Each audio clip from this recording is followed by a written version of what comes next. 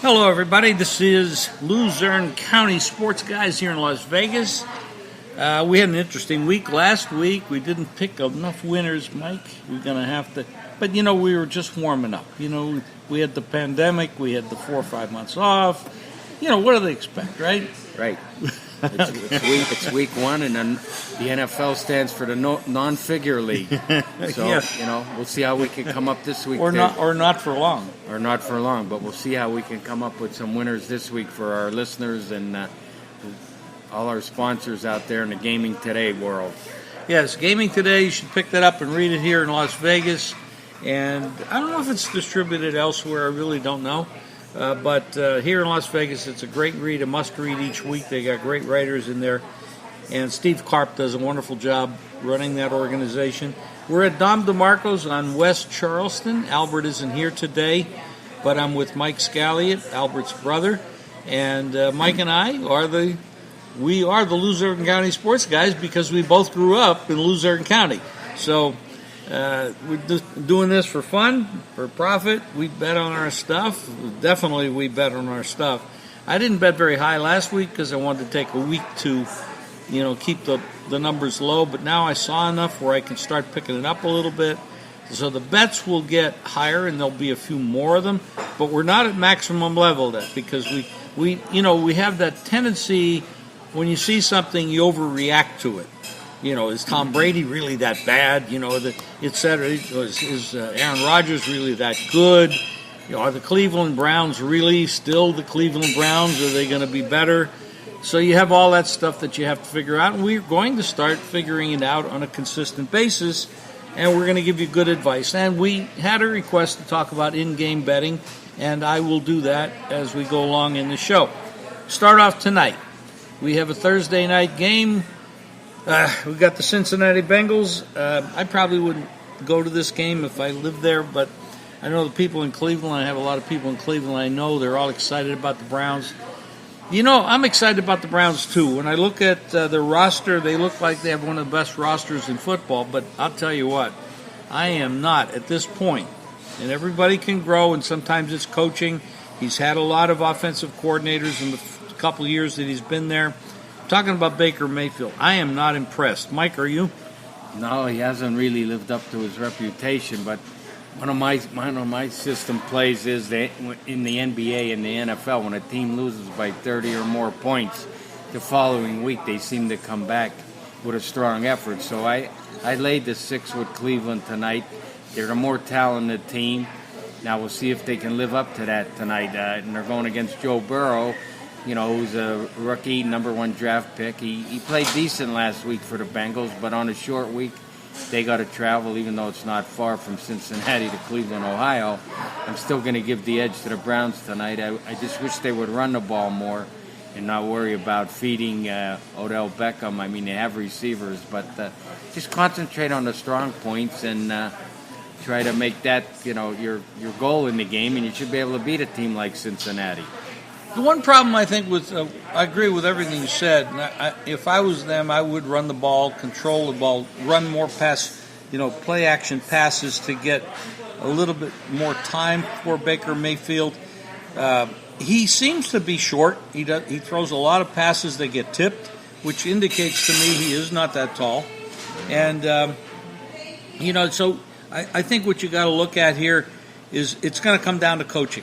If the coaching does a good job, and I think they're going to make the changes that you recommended, Mike, and they will run the ball a little bit more. This is one of the reasons. And we have a rookie on the other side who played decent last week against a pretty good defense.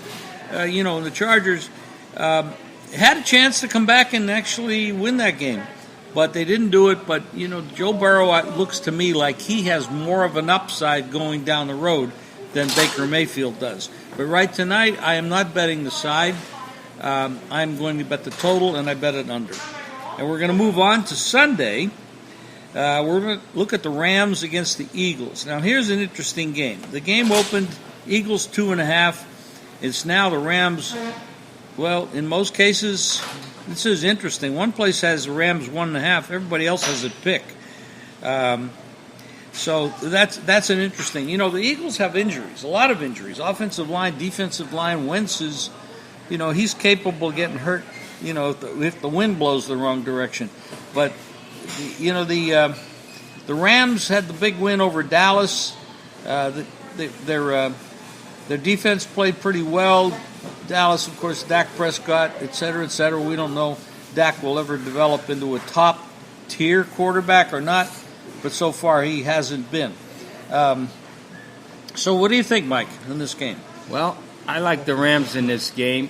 When a home team is less than 3-point favorite or a pick, I like to lean with the road team. It tells me they're stronger. Now, I believe that Lane Johnson is supposed to come back this week for the Eagles, and the running back, I believe, maybe his name's Sanders from Penn State. But the Rams were impressive Sunday night beating the Cowboys. Their coach is an offensive genius in my mind. He really outcoached McCarthy in that game, I believe. So if they can do some of that on offense and Aaron Donald and could get loose, maybe they could get some sacks against the Eagles, because for the Eagles to give up 27 straight points to a team with Dwayne Haskins on offense is mind-boggling, and to be sacked, I believe, about 8 times tells me they got some problems, and they go as Wentz goes, but if you don't have any receivers, where are the points going to come from? So I believe the Rams, with their high-tech offense, can score some points, and I think Aaron Donald and Ramsey, I think they'll get after Wentz and I think create some problems for the Eagles. I mean, with no fans, these stadiums, the home team does not have the edge they had in all of football when they're filled with 60, 70, 80,000 people. So my play is with the Rams in this game, so. I'm not making a play in this game, either total or side, but what I will say is it's a long trip. It's a West Coast to East Coast early start, which is a negative for the Rams. The Rams' defense is not that great. They have a couple players that are really great, but the balance in that defense, they've lost a lot of players. They lost the defensive coordinator last year.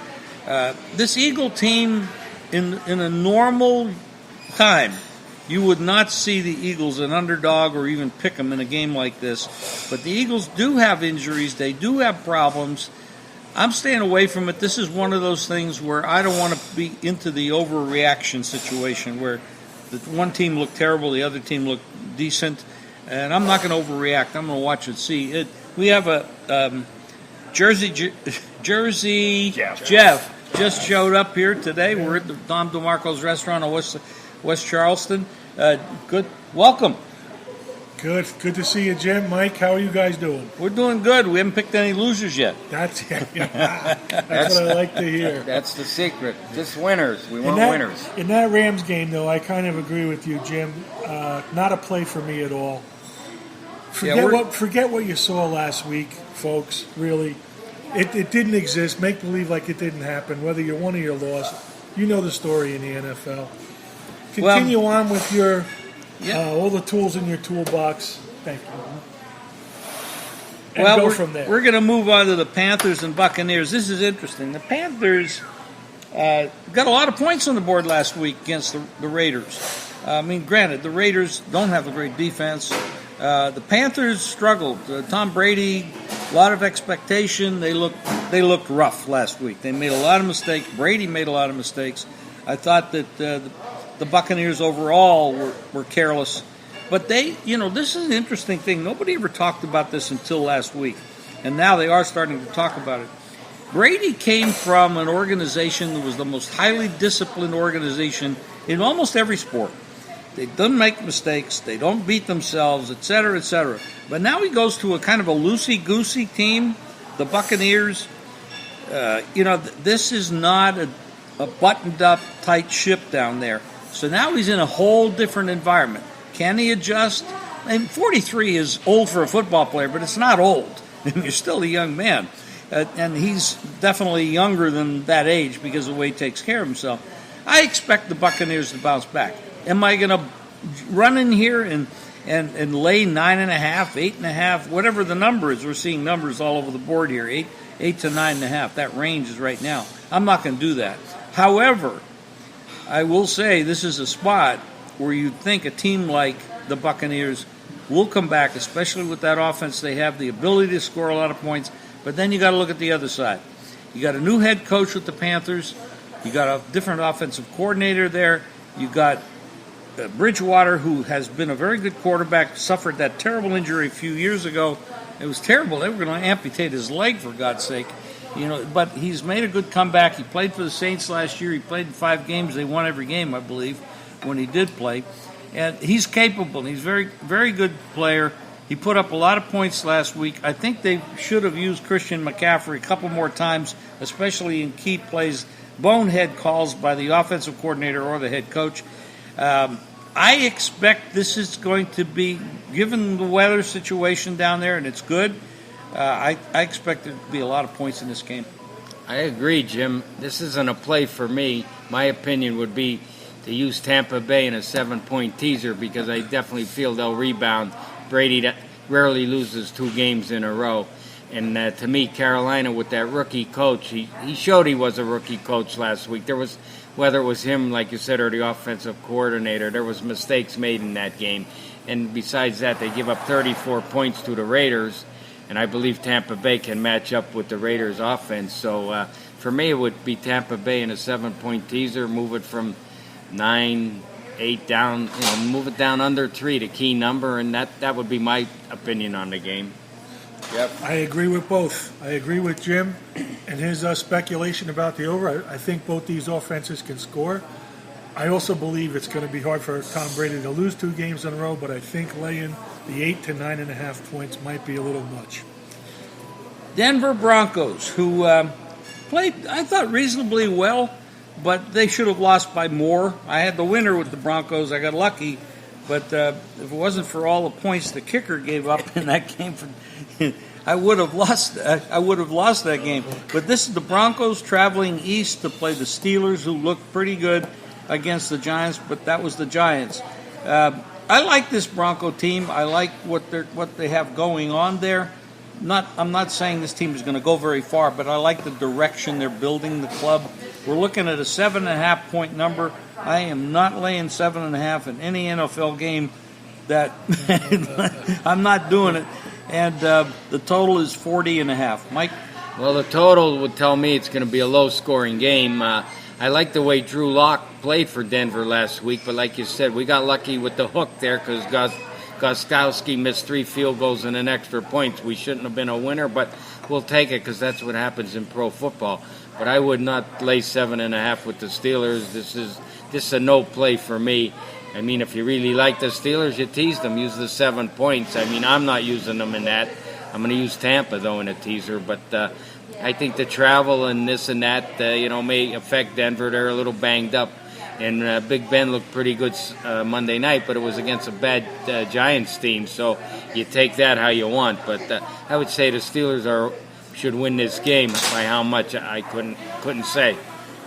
Yeah, that's the problem. You can't say how much they'll win by. Denver was the second half of a 2-team teaser I had last week.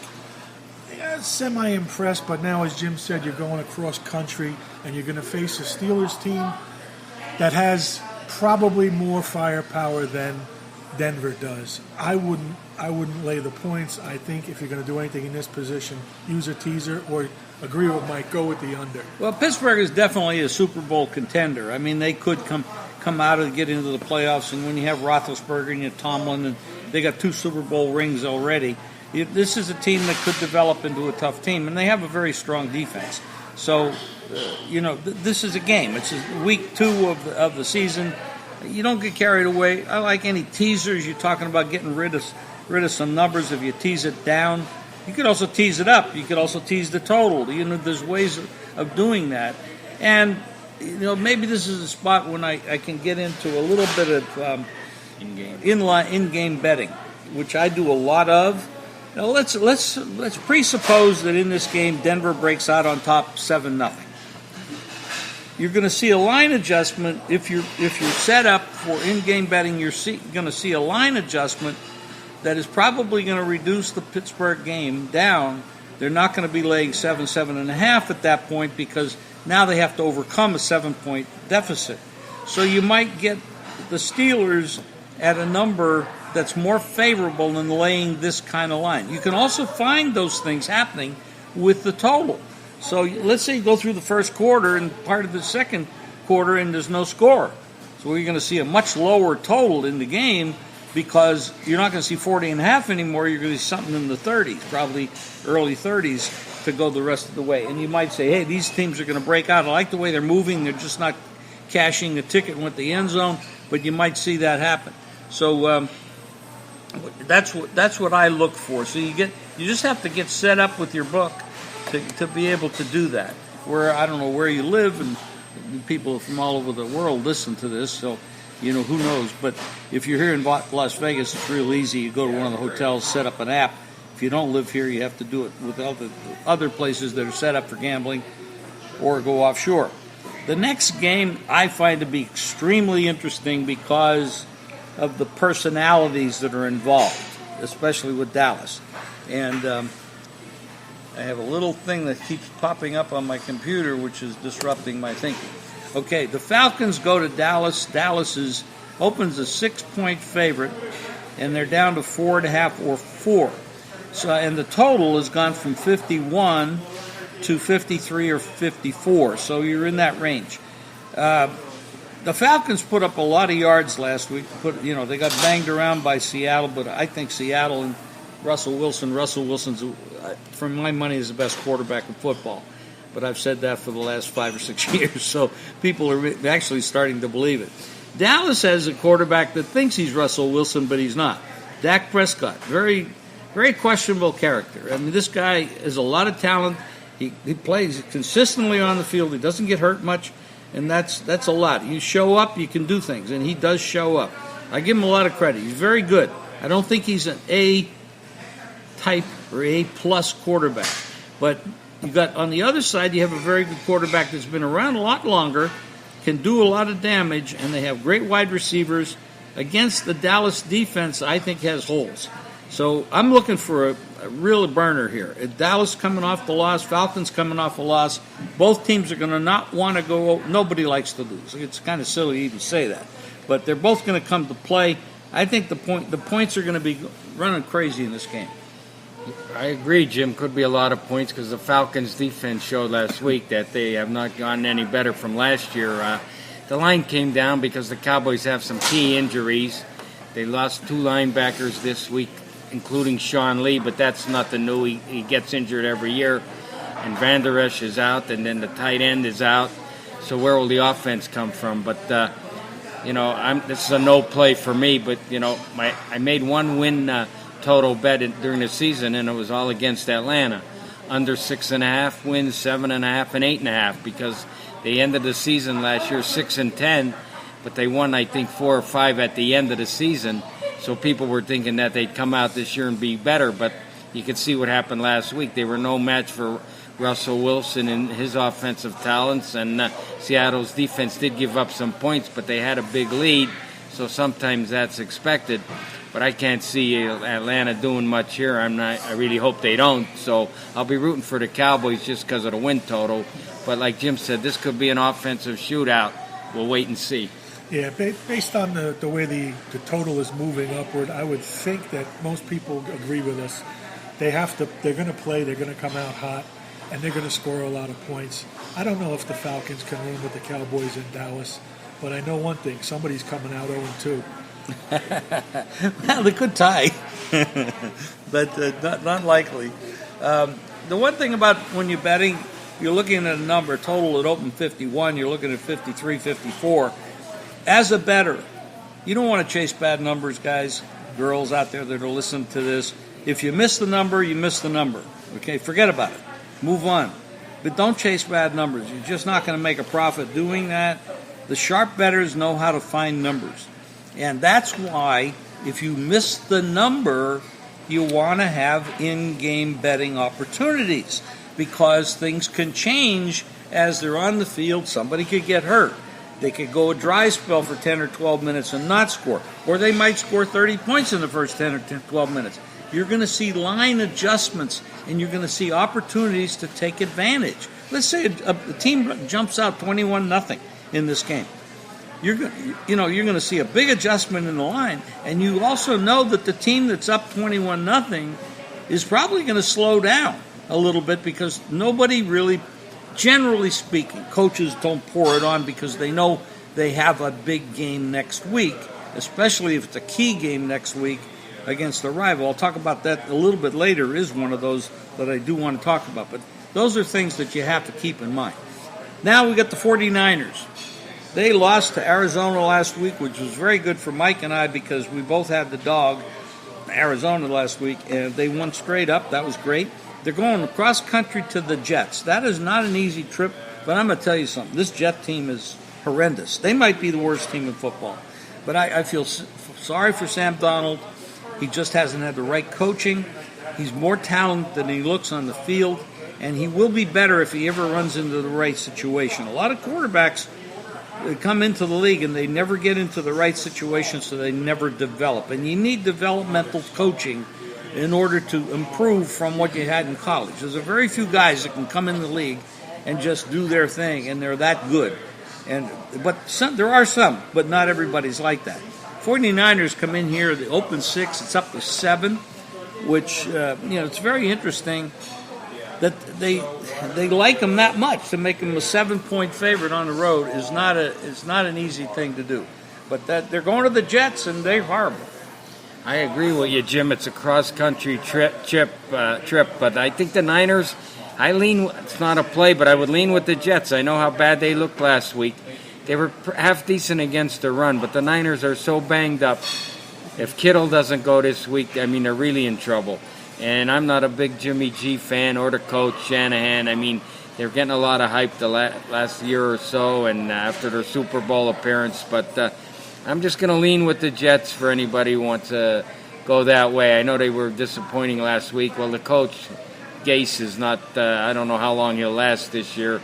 And like Jim said, Darnold needs probably some better coaching. But I'm just saying, to lay a touchdown on the road, it's a lot of points in an NFL game when you have injuries. This panel agreed last week that San Francisco was going to regress.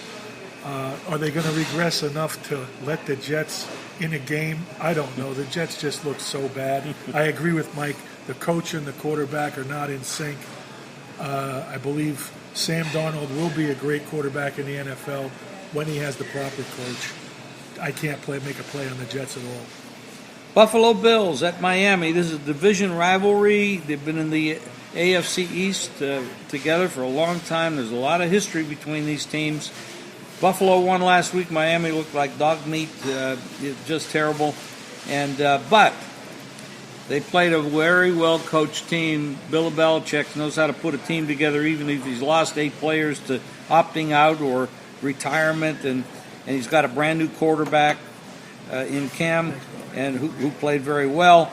But in Miami's offense looked absolutely horrendous last week. 3 turnovers, 3 interceptions by Fitzmagic. Buffalo is a stronger team. They're a 6-point favorite on the road here at Miami. But I'll tell you something, history, it's usually very hot this time of year in Miami. Buffalo's not used to that. And that could have an effect, especially late in the game. Well, I like Miami in this game. Fitzmagic had no magic last Sunday, but they played a tough team. Buffalo played a bad team in the Jets. And I'm going to play Miami in this game +6, like Jim said, with the weather and all. But Fitzmagic's one of those guys, a good game, a bad game. And like Jeff said earlier, forget what you seen last week. It's a different story every week in this NFL. So for me, whether the weather will be a little warm, that could be because you've seen how in years past the Patriots went down there and struggled all the time in the heat. But I look for Miami to rebound a little. Division game. Like I said, don't always go with what you seen last week. This number is a lot higher than it really would be during the season on a normal, maybe week 10 or so, coming off a so-so game by Buffalo. But since they beat up on the bad Jets, Miami was, a play away from losing that game by maybe 3 points at the end. So that's a pretty good performance for them on the road week 1.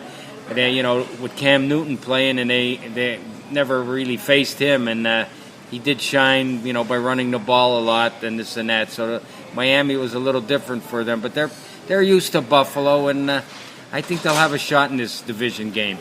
Even though we spoke about Buffalo being a possible division champion last week on this podcast, I kind of lean with the fellas here. Miami getting those type of points in a division game can't be passed up. Minnesota Vikings at the Colts. Two teams that disappointed everybody last week. They were both terrible. Minnesota got whomped by Aaron Rodgers. The Colts, as a big favorite, went down to Jacksonville, who everybody says was going to dump on the year. Well, they were wrong. Nobody told the players to dump on the year. And Gardner Minshew, I don't know, he had one pass that he didn't complete, 19 out of 20 or something like that. The Colts, Phillip Rivers, turnover machine.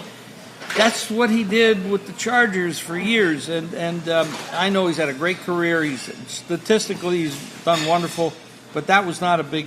Now he put up a lot of yards, but those turnovers are what's killed him over the years.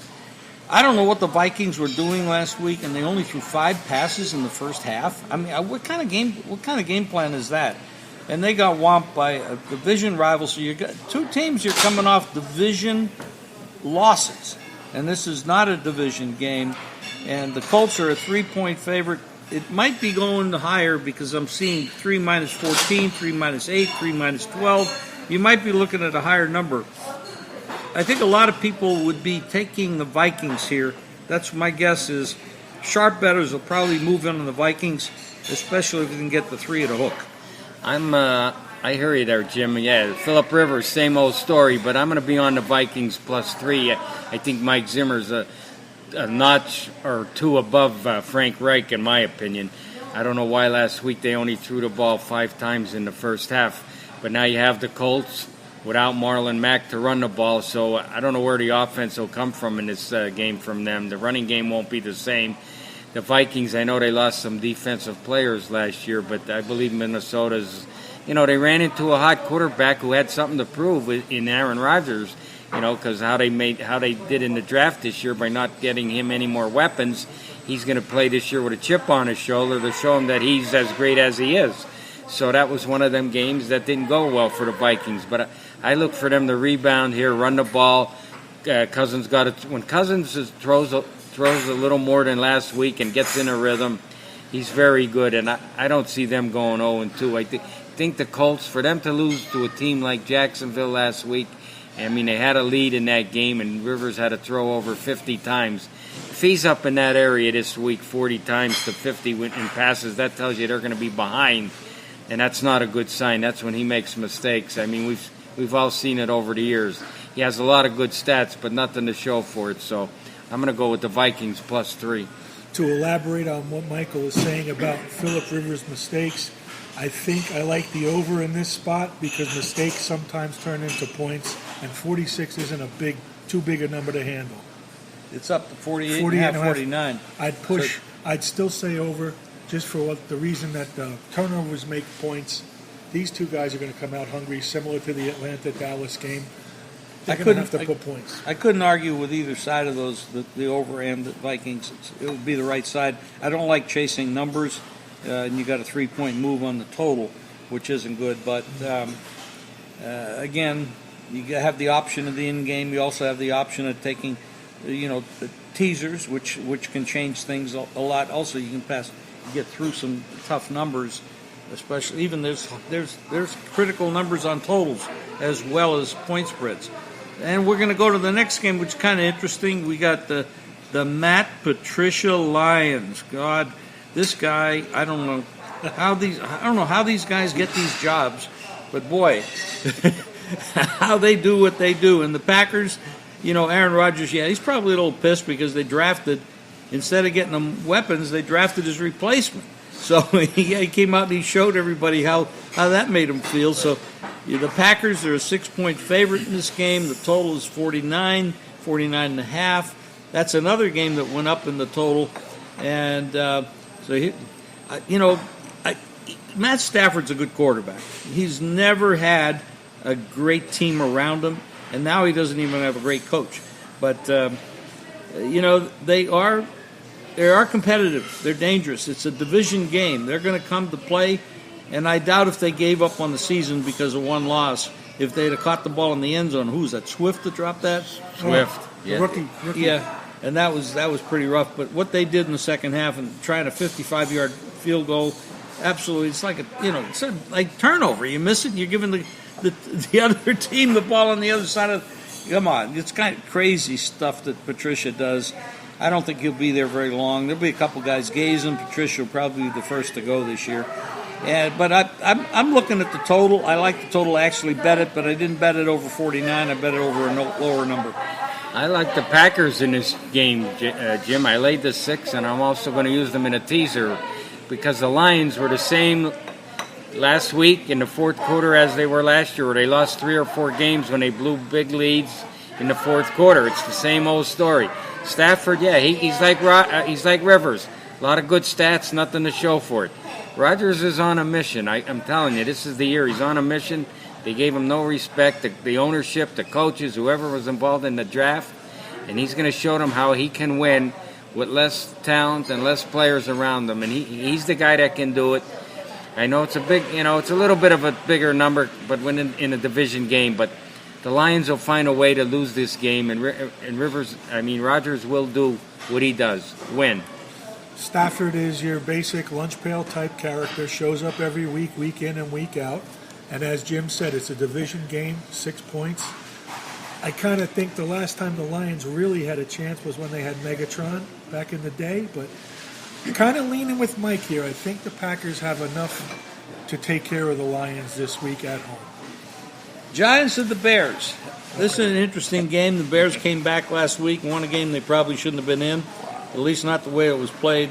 But the Giants, I like this Giant team to a degree. I like the quarterback. I think he has an upside. They played reasonably tight with Pittsburgh for a while, and Pittsburgh's a much better team, than I feel the Bears are. And I think this is a team that's going to grow and get better and better.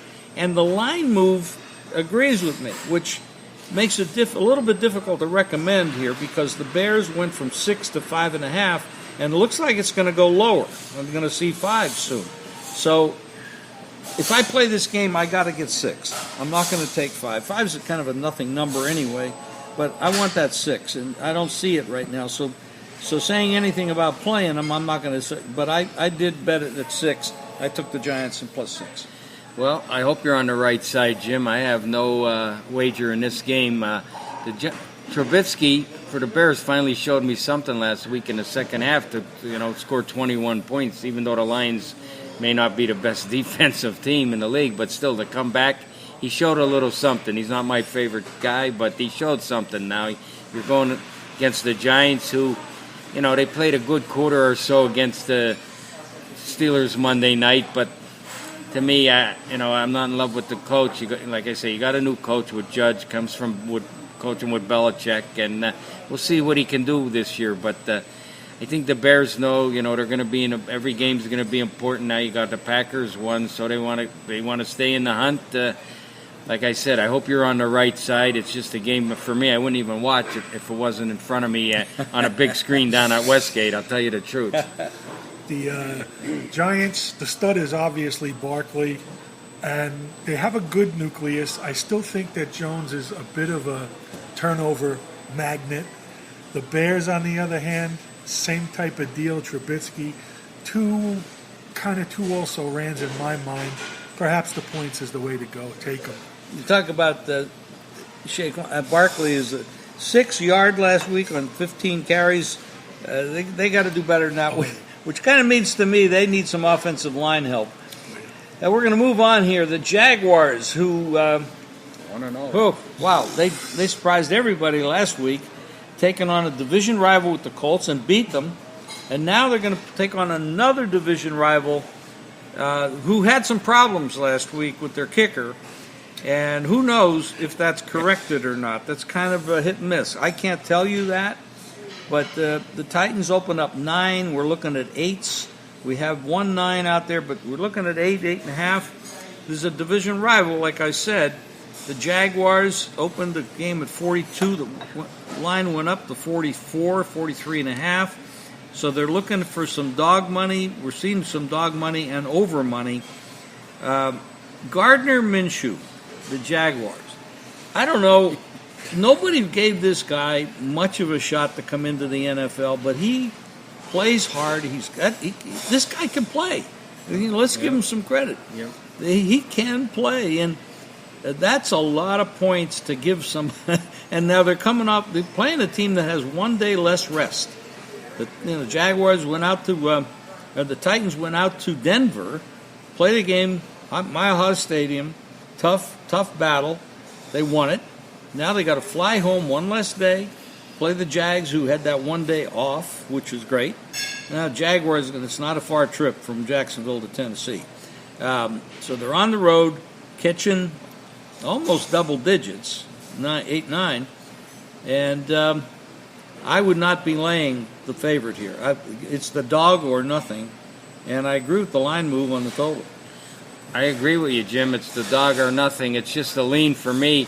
Gardner Minshew, he really, he plays gritty, boy. He plays tough, and I think he'll keep them in this game. Tennessee, Tannehill, last year they had a nice run. They ran the ball with Henry a lot, which they'll probably do this week. But when you're given almost double digits in a division game, it's a lean for me towards the dog. And like I said, it's a short week, so I believe Tennessee's the better team, but I can't lay 8 or 9 in this game. I agree, Mike. I tell everybody out there to keep your eye on the weather because that storm is moving through, so I don't know how that'll affect the over-under total or the offenses on both sides, but there is a storm down there. Keep your eye on before You're talking about Sally? I am talking about Sally. And that's a slow-moving hurricane. It's just moving. The winds aren't tremendous, but the rain, and it just lingers because it's not moving very fast. It sits on top of you and drops 30 inches of rain. 30 inches, yeah. Which is more than we get in about a decade out here in Las Vegas. So, yeah, you're right about that, Jeff. Washington, 8 sacks against Philadelphia last week. 8 sacks, which tells you two things. We all knew that Washington had a great defensive line, and they do. And that shows you a little bit about Philly's offensive line not being able to, protect Wentz. And Wentz is capable of real easily getting hurt. He's injury prone. That is not healthy for them. But Washington did a hell of a job. They're way down. Haskins Haskins? He gives a halftime speech to the team. He's like a rookie last year. And they come out and they just played hard. And now they're going to Arizona, who upset San Francisco, who was the loser in the Super Bowl. So you have a little bit of the Super Bowl hangover issue going on with them. But Arizona played really well. They played. I'm really excited about this Arizona team. But you're not going to see high-quality defensive play from Arizona on a general basis. Now, I don't know if you need that against Washington, but I don't think Arizona's the type of team you want to be laying a full touchdown, 7 points with. Yeah, I'm got to play on Washington +7, Jim. I hear you. Their defense played very good. There's some trends in this game that lean towards the Washington football team.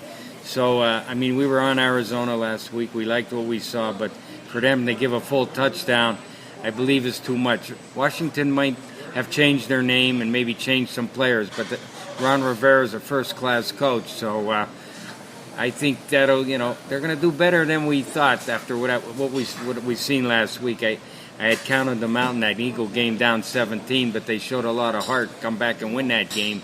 It's hard to do in the NFL when you're down 3 scores. It's hard, but they did it. So I think this is a big number. The Cardinals could be celebrating their win over the Niners last week, even though they've given the Niners fits the last couple years. But I'm going to take the 7 with the Washington football team. I agree. I think it's a mirror image of these teams from last week. We go against both of them. Go against it because do you think Washington is good as they are? Or do you think Arizona is as bad as they are? Arizona certainly beat the 49ers, but are you going to really tell me that they can sustain that kind of momentum coming back cross country? I can't buy that. I'm off the game. Baltimore Ravens, one of the best teams in football, for sure. And they did a smoke job on Cleveland last week, and now they go to Houston, who, they're starting the season off really good. And then to play the champions in Kansas City a Thursday ago, and now they have to play the Ravens. That's the 2 best teams in football, according to the power ratings, and you got to start your season off with that. And the Texans are down a little bit because They did make some trades that were very questionable. They got rid of their top flight wide receiver. O'Brien has never been one of my favorite coaches, and he's going up against Harbaugh, who is one of my favorite coaches. It's a 7-point line on the road for the Ravens. 50 is the total. 49.5 is at one place. Boy, I don't know. That's to me, it's the favorite or nobody. But like I said, I don't lay 7 on the road or anywhere that much in the pros. It's tough to do. I do see some points. I think they will score. They'll be up and down. You got a good quarterback on both sides. But you talk about talent-wise, the Ravens are just. There's 3 teams in the NFL that I think are just absolutely super talented at quarterback, and that would be the Ravens, the Chiefs, and the Seahawks. And after that, it's kind of you go from AA+ to A or B. I agree with you there, Jim. And the schedule makers did not do the Texans any favors, like you said, to come back, start with Kansas City, now the Ravens. They couldn't stop Mahomes. They're not going to stop Jackson. I used the Ravens in a 7-point teaser here. This should be an easy game. Bill O'Brien, one of the worst coaches in the NFL. He should have stayed at Penn State. But Harbaugh, they're up. They got a lead last week, 38-6, and Lamar Jackson's still in the game. Same thing Belichick used to do. Brady didn't come out if you're up 20, 30, or 40, and he's not going to do that. You got to keep the foot on the pedal, and you buried them, and that's what will happen here. The Ravens, I think this year they get the best of the Chiefs. They're going to match up next Monday night in Baltimore, so we'll get a test to see who's going to have the edge in that league in the in the AFC. Is it Baltimore or the Chiefs? But I don't see no problem here for Baltimore. Premier team with a premier quarterback. I don't see any reason why I wouldn't lay the 7. Chiefs, the Super Bowl champs, going to the Chargers, who really struggled last week against a rookie quarterback. Well, they're not running up against a rookie quarterback here. The Chargers are an 8.5-point home underdog here, and this is a division rivalry as well. Normally speaking, you would just grab the dog here because division dogs, especially at home, are kind of money in the bank. I don't know. To me, if you're not getting 10, you don't play. But in this spot, if I was going to play this game right now, gun to my head, I'd probably take the dog because you are getting over a score. But I'm not going to do it. I will not be playing it. And the only chance I think the Chargers have in a game like this is they're going to have to run the ball, keep the ball out of the Chiefs' hands. They can't score with this team, and you can't slow them down. So the only way you can slow them down is keep the ball control, and that's the only way I think the Chargers can even stay in this game. And they got to keep it low scoring, and you see the total go from 50 to 47 or 48. So you see a drop there. So I think the smart guys are making that decision as well. Well, I played the Chiefs in a teaser. It's a perfect teaser. Lowered them down. The Chargers, we had the Chargers last week. We got a push. They're inside the 10-yard line twice, came away with no points. Tyrod Taylor did not look good at all. I can't see that Herbert from Oregon, he's only a matter of time before he's in the lineup. I mean, he could play in the NFL, whether there's fans or not. He played in many big games, Rose Bowl, plenty of big games. He'll be ready to go because Taylor, I like Taylor. He has a winning record, but I can't see him doing much here. They struggle against a rookie quarterback. That wasn't impressive. The Chiefs, who's going to stop them? They're either going to stop themselves or the Ravens are going to stop them. That's all. They're on a mission. They want to repeat. They got the right coach. They're going to show they don't have that Super Bowl hangover. So you lay it you put them in a teaser and it'll be no problem. When I was watching the game last week, it looked to me like the Chiefs were coming out of halftime, not out of an off season. They were hitting on all cylinders and they are ready to go. How are you? Mike, hi Jim. Okay, we're going to the Patriots at the Seahawks. Welcome, Albert. Good to see you.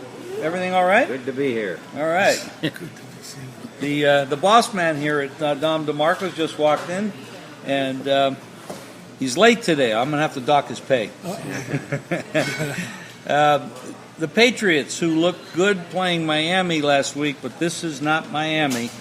They're traveling across country, east to west to the Seahawks. The Seahawks normally have a pretty good home field advantage, and I'm sure they still do, but they don't have the 12th man because there's no fans. So we're looking at the Seahawks at 4-44. That's what it opened. We're looking still at 4-44.5. So there's a little over money there. The question here is, can Bill Belichick come up with a game plan that can offset the 8 players that he lost, opting out or retiring or being traded, and then come up with a game plan for Cam Newton to run the ball more than they throw the ball against the Seahawks, and Russell Wilson, who completed 31 out of 35 passes last week against Atlanta, which was very impressive. Of course, this is not Atlanta they're playing, so they're not going to get away with that kind of percentage against the Patriots. But, Mike, what do you think? Well, Russell Wilson and Pete Carroll are 2-1 against Bill Belichick, and we know what the one loss was in the Super Bowl when Pete Carroll outsmarted himself. They should be 3-0, so I don't see no problem here. I laid the 4 with Seattle. They've beaten Cam Newton before. They know his plan. They know the story. It's a long trip out west. I know Bill's the genius and all, but Pete's not bad for 67 years old. And Russell Wilson, probably the number 1 quarterback in the NFL, in my opinion. And he has weapons this year. The defense, I know they gave up some points late to Atlanta, but I don't see the Patriots in this game. I see them maybe an 8-8 team. I know they have Bill, and everybody got excited last week what they seen what happened against Miami. Well, now they're in a different category this week, a team that knows how to beat them, a coach that knows how to beat them if he don't try to outsmart himself, which is capable. I've seen Pete Carroll make many mistakes. I mean, I'm no coach or no genius, but he's made a lot of mistakes in some games with play calling, and the Super Bowl was a classic. They should have beat the Patriots, but I'm glad they didn't because I had the Patriots. So I cashed the ticket, and I laugh at Pete Carroll. But I think this week they go and be 3-1 against Bill and Mr. Cam Newton, who has no heart. Real treat here. The national game at Sunday night. You're going to see the best quarterback in the league against probably the best coach in the league. Certainly the best when it comes to halftime adjustments. I cannot bet the Patriots in this spot. I must bet Seattle. We're going to go to Monday Night Football, guys, and we have a team here in Las Vegas for the first time ever at Allegiant Stadium. September 21st, 2020 is the opening. The Raiders won last week at Carolina. The Saints won last week at home against Tampa. I have to bring this up. I know I question why it's not on the screen, but the Saints lost Michael Thompson. Michael Thomas. And I don't see why it's not in the injury report, because he's actually out, and that should be indicated there a little bit harsher. There should be a plus sign next to it. So we have the Saints, a 5.5-point favorite on the road at the Raiders. This is an emotional game. The Raiders are going to come prepared. John Gruden against Peyton. This is a tough spot, but the Raiders look to me like a live dog in this game. The Raiders will be my play, Jim, plus 5.5. I think Saints with without Thomas, that changes their plan. Drew Brees, I like Drew Brees, one of the best Hall of Fame guy down the road. They'll show up and play, but the Raiders showed me something last week. Carr played well. They ran the ball. They got some young receivers. They lost one of their main receivers, but the young guys played good. Their only weakness is that defense now. Can they get after Brees, put a little pressure on him? Because, Kamara will be running. They got, Sean Payton, one of the best. But I got to take the 5.5 in this game with the Raiders. Here's where we were all wishing as Las Vegans that we would be able to have fans in the seats. You would take the Raiders in a heartbeat. Drew Brees, the Saints on the road, never one of my favorite plays. I'll stick with the Raiders as well, getting the points. Well, that covers the NFL. Any other comments? We have one thing to talk about here. Well, actually, two things to talk about here in the NBA. Miami Heat and the Boston Celtics, to me, these teams are mirror images of each other. One has a little bit more inside strength than the other. Other one has a little bit more outside shooting than the other. And their coaches, excellent coaching. We saw it in the first game. I don't see why anybody's favored in any game between these two. That's just my personal opinion. I really don't think any game should be more than one if you give it one at all. We're looking at Boston in game 2. They lost game 1. They're a 2.5-point favorite. And the game might actually go to 3 because I'm seeing extra juice on the favorite. I do not agree with that number at all. I think you should be looking at a pick'em game or -1 at the most. I agree with you, Jim. I'm not a big NBA guy. In my earlier years, I was, because I was looking for the action, but now I sort of weaned off the NBA. And I do have a couple bets in this series going, so I think the talent is pretty even with these two teams. Miami's only lost one playoff game so far. Boston had a big lead in game 1 going into the fourth quarter and lost that game, and that sort of turned me a little sour on them. So tonight, I don't know. I look for a good game. I'm going to stay away because, like I said, I have a couple series plays that would be a little hard to explain what I did, but we'll leave it at that. Yes, it would be very hard to explain. I know what you did. Right. We had deep teams, and I think Jim is right. I think the line is too big. I think it should be more like a pick'em, maybe even the Heat -1. Well, you've got the zigzag issue that the bookmakers have to deal with, so the loser of the game actually gets a couple more points or a point. And I think that's what you're looking at here, but that number's too big. And if you start to see 3 plus Miami +3, even though they're up 1 and Boston needs to catch up, it's a number game. It's a number game. Now you got Friday night, we've got a situation where the Nuggets, I mean, how they ever survived with the Clippers, they're amazing. They've down 3-1 in 2 series in a row. First time it's ever happened. They bounce back and win the darn thing against the Clippers. I don't know what's happening with the Clippers and what they did, but maybe they just don't have anything on the floor leadership besides the coach. And so I won't totally pick on the coach, although he's obviously made a lot of mistakes in situations. Maybe they need a little bit more passion and leadership on the floor, but there was something to blow big games like that, Game 6 and Game 7. Nuggets have a lot of talent, but that was amazing. Now they're going up against the Lakers. It's almost like the Lakers a cakewalk through the whole thing and win the championship again, because the Lakers will definitely be big favorite over Miami or Boston. I agree with you, Jim. The Lakers have no excuse now not to win at all, but I could really care less.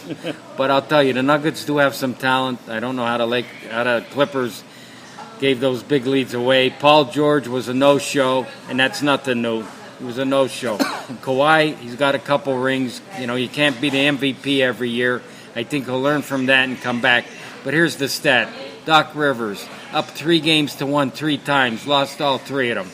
What does that tell you? He won it once when he had the superstars, Garnett, Paul Pierce, and who was the other guy, the shooter that made the 3?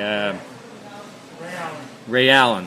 You know, and that's how he won one. So, you know, give him a little credit, but don't give him more than he deserves, because when you're up 3-1 3 times, you got to win those games, and it happened here. So, you know, let's see what happens next year with them. But the Lakers should have no problem. But like I said, it's not one of my favorite sports, so good luck. Yeah, I take a pass, but it should be Lakers and maybe a sweep, and then on to win the championship.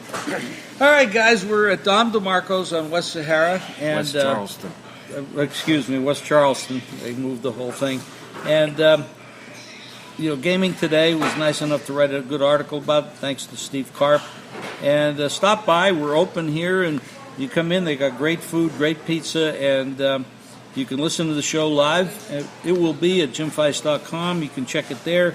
We'll be on Twitter and Facebook and LinkedIn and all those places. We post this every week. So I hope you enjoyed the show, and I hope we picked a lot of winners for you. Thank you very much.